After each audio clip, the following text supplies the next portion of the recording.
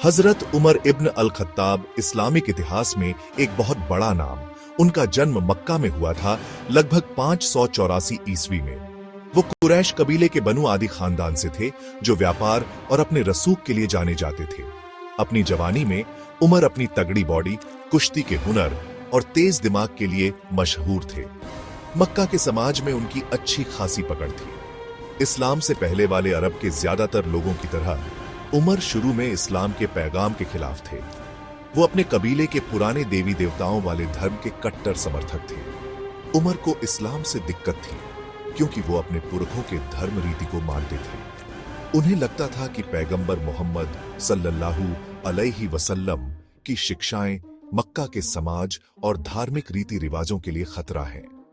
इस्लाम के प्रति उनका विरोध इतना ज्यादा था कि उन्होंने पैगंबर मोहम्मद को मारने की भी बात कही थी।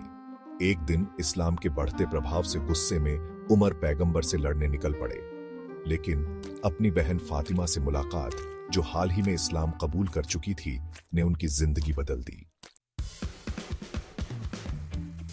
अपनी बहन के इस्लाम कबूल करने और उसके मजबूत ईमान से प्रभावित होकर उमर ने खुद इस्लाम का पैगाम सुनने का फैसला किया।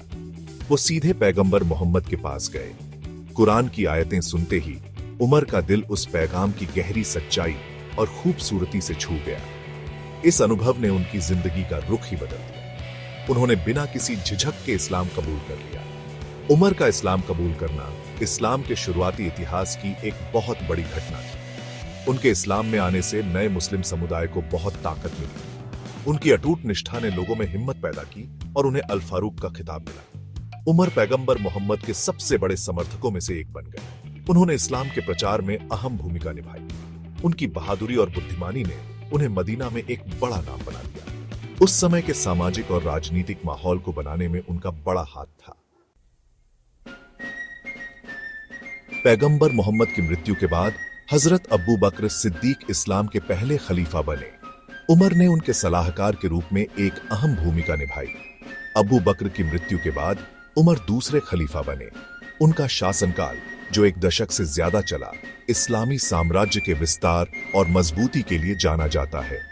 उमर का नेतृत्व उनके असाधारण प्रशासनिक कौशल, सैन्य कौशल और न्याय के प्रति अटूट प्रतिबद्धता के लिए जाना जाता है। उन्होंने सूबों और नियुक्त राज्यपालों के साथ एक बेहतरीन प्रशासनिक व्यवस्था बनाई। इससे तेजी से बढ़ते साम्राज्य का कुशल शासन सुनिश्चित हुआ। उन्होंने कुरान को एक ही प्रामाणिक किताब में संकलित करने का काम भी देखा, जिससे आने वाली पीढ़ियों के लिए पवित्र ग्रंथ सुरक्षित रहा। शिक्षा के महत्व को समझते हुए उमर ने शिक्षा संस्थान बनाए और ज्ञान की खोज को बढ़ावा दिया। वे खुद अपनी साधारण जीवन शैली, विनम्रता और आम लोगों तक आसानी से पहुंच के लिए जाने जाते थे। एक विशाल साम्राज्य का नेता होने के बावजूद वे सामान्य जीवन जीते थे, अपने लोगों के दुख दर्द में शामिल होते थे और उदाहरण पेश करते थे। उमर के शासनकाल में महत्वपूर्ण सामाजिक और आर्थिक सुधार हुए। उन्होंने गरीबों और जरूरतमंदों की भलाई सुनिश्चित करने के लिए एक सामाजिक कल्याण प्रणाली बनाई। उन्होंने एक मानक मुद्रा शुरू की। उन्होंने एक बेहतरीन कराधान प्रणाली भी लागू की। सड़कों, नहरों और मस्जिदों के निर्माण सहित बुनियादी ढांचे के विकास पर उनके ध्यान ने साम्राज्य की समृद्धि में योगदान दिया। न्याय के प्रति अपनी अटूट प्रतिबद्धता के लिए जाने जाने वाले उमर ने यह सुनिश्चित किया कि सभी नागरिकों को कानून के तहत समान व्यवहार किया जाए। न्याय पर उनके जोर ने उन्हें अल फारूक की उपाधि दिलाई। हजरत उमर की विरासत उनके शासनकाल से कहीं आगे तक फैली हुई है। इस्लामी दुनिया में उनके योगदान आज भी लाखों लोगों को प्रेरित करते हैं।